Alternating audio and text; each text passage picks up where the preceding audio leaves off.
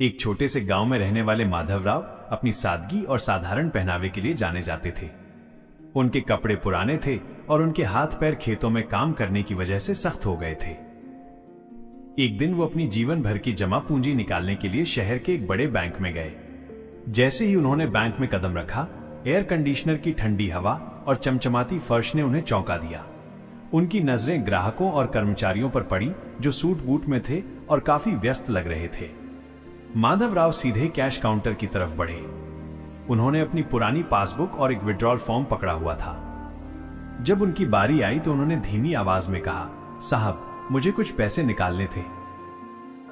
Counter पर बैठी एक युवा कर्मचारी ने उन्हें ऊपर से नीचे तक देखा। उसकी आंखों में तिरस्कार साफ दिख रहा था। उसने माधवराव से पूछा, क्या काम है? माधवराव ने फिर से विनम्रता से कहा, मुझे पैसे निकालने हैं। कर्मचारी ने झल्लाते हुए कहा, पैसे? तुम्हारे पास पासबुक है भी? माधवराव ने अपनी पासबुक दिखाई।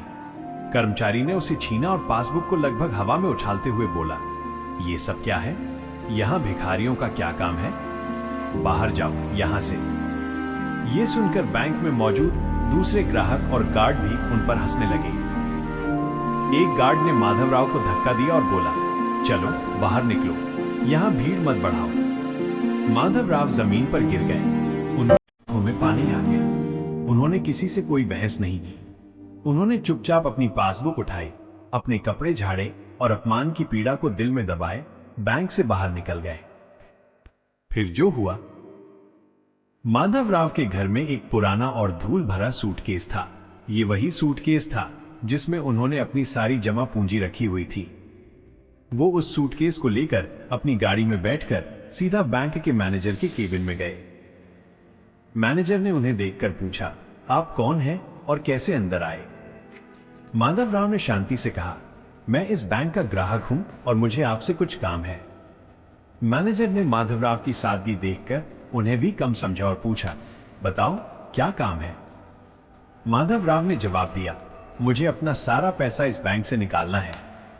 मैनेजर ने पूछा, कितना पैसा? माधवराव ने मुस्कुराते हुए कहा, बस 500 करोड़।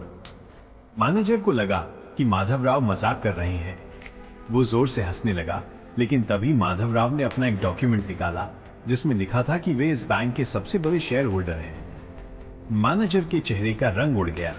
उसने माधवराव को कुर्सी पर बैठने का आग्रह किया और उनके अपमान के लिए माफी मांगी। मैनेजर ने उन्हें पूरा सम्मान दिया और कहा, सर, आपको पूरा पैसा कैश में मिल जाएगा, लेकिन आपका पैसा यहां से निकालने से बैंक की प्रतिष्ठा को बहुत बड़ा झटका लगेगा।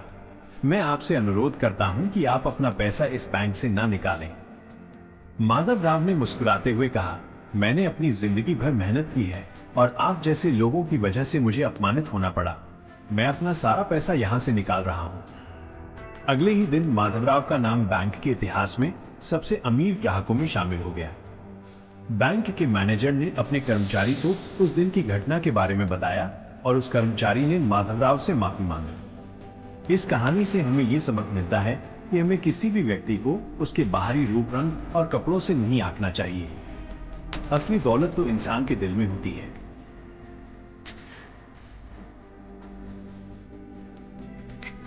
अगर आपने अभी तक मेरे चैनल को सब्सक्राइब नहीं किया है तो जल्द से कर लीजिए ताकि आप मेरे आने वाले वीडियो मिस न करें।